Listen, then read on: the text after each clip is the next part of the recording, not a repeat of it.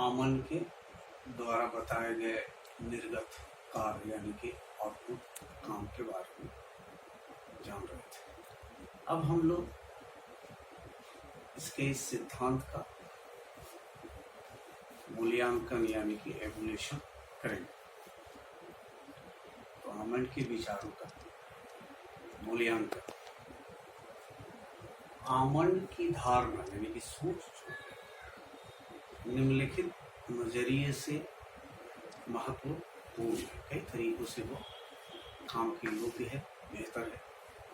इसमें सबसे पहला है, आमन के विश्लेषण में विभिन्न राजनीतिक व्यवस्थाओं के मूल्यांकन,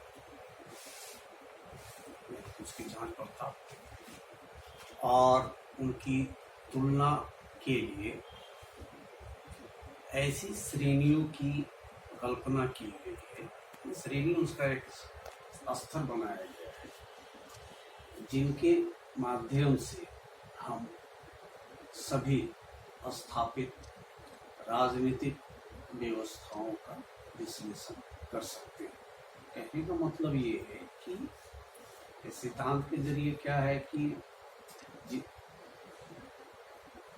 तुलना के लिए वो अलग अलग श्रेणी मूल्यांकन का क्या है जिनके द्वारा हम किसी भी स्थापित राजनीतिक व्यवस्था का विश्लेषण, उसकी जानकारी वर्णन कर सकते हैं।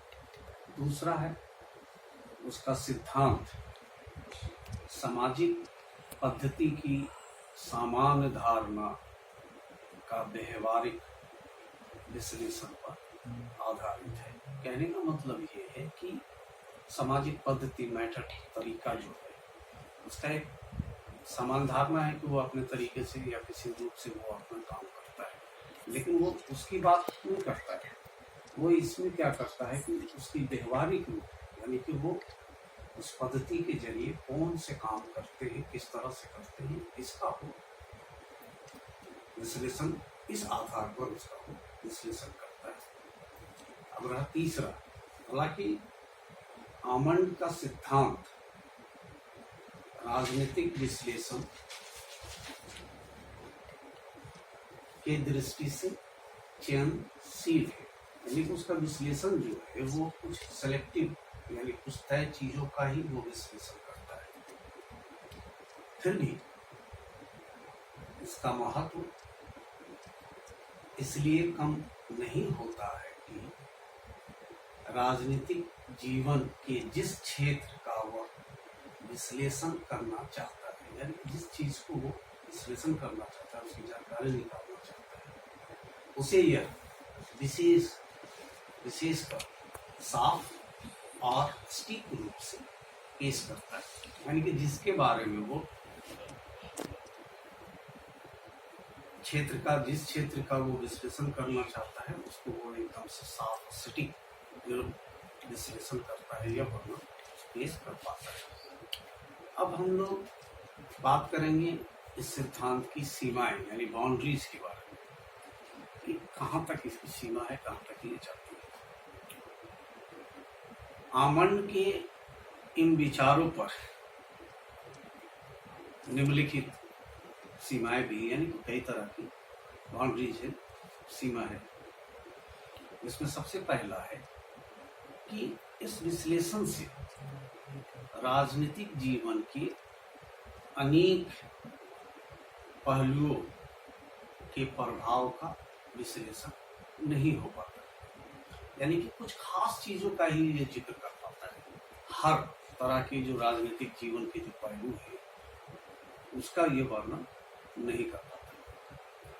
दूसरा, उसकी प्रणाली में कुछ ऐसे तत्व यानी कि चीज शामिल है जो आवश्यक है यानी कि जरूरी है और जिनसे विश्लेषण में जटिलता यानी कि मुश्किलें जो हैं वो बढ़ती जाती है। यानी कि वो कई ऐसी तत्वों को शामिल कर चुका है अपने सिद्धांत में जिसकी वजह से राजनीतिक व्यवस्था की जो विश्लेषण की जाती है या करना चाहे उसमें जटिलता यानी कि परेशानियां बढ़ जाती है। तीसरा है, आमंड के सिद्धांत में राजनीतिक संरचना यानी कि संस्थाएं होती हैं और उसकी बनावट के बारे में कहा रहा, राजनीतिक संरचना और राजनीतिक कार्यों के बीच जो संबंध माना गया है, यानी कि वो कहता क्या है कि राजनीतिक जो संरचना है और उसके कार्यों के बीच का जो संबंध है उसे आबरम कार्डियन ने एक विद्यमान है कार्यात्मक उद्देश्य का भ्रम, यानी कि कामों का जो एम है, मकसद है, उसके बारे में कहता था कि एक भ्रम पैदा करता है। का भ्रम कहा है आलोचकों की नजर में राजनीतिक संरचनाओं की उत्पत्ति और उनके अस्तित्व, यानी कि राजनीतिक जो संस्थाएं हैं वो उसकी बनावट यानी कैसे वो बना है और उनके अस्तित्व को उनके द्वारा किए जाने वाले कामों पर आधारित करना सही नहीं है। यानी कि आलोचक मानते ये है कि संरचनाओं के द्वारा जो उसकी जो उत्पत्ति है या उनके जो काम है, सिर्फ उसके आधार पर ही किसी भी राजनीतिक व्यवस्था का विश्लेषण करना उसके आधार पर सही नहीं। चौथा है संरचनात्मक कार्यात्मक पद्धति यानी मेथड, तरीके में यह माना गया है कि किसी भी राजनीतिक व्यवस्था के लिए राजनीतिक दल अनिवार्य है। ये बात बिल्कुल सही कहा जा सकता है, अपने तौर पर ये सही है कि किसी भी राजनीतिक व्यवस्था में राजनीतिक दलों का होना जरूरी है, खास करके लोकतांत्रिक शासन व्यवस्था में तो ये अनिवार्य ही माना जाता है उसको। लेकिन अनेक राज्य ऐसे हैं जहां राजनीतिक दल या तो है ही नहीं और अगर हैं भी तो नाम मात्र। दुनिया में कई ऐसी राजनीतिक व्यवस्थाएं हैं जहाँ राजतंत्र या अन्य तरह का अधिनायकवाद है, वहाँ राजनीतिक दल की कोई भूमिका या अस्तित्व उतना है और है भी तो सिर्फ नाम मात्र के हैं, वो अपना काम करते हैं।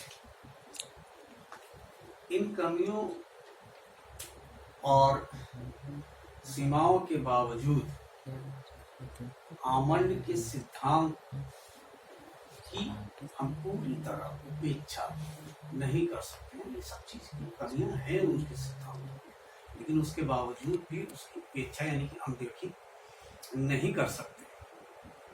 उसका उद्देश्य यानी उसका मकसद संरचनात्मक कार्यात्मक पद्धति के मौलिक प्रक्रियाओं को स्पष्ट कर उसका विस्तार करना है। यानी कहने का मतलब ये है कि ये जो पद्धति है उसमें क्या है कि मौलिक क्रिया यानी कि जो जरूरी काम है उसको साफ करना कि क्या क्या वो करती है, कैसे करती है, और उसका विस्तार करना है, यानी कि उसको फिर बताना है, बढ़ाना है कि इनकी और भी काम हो सकती है। आमंड ने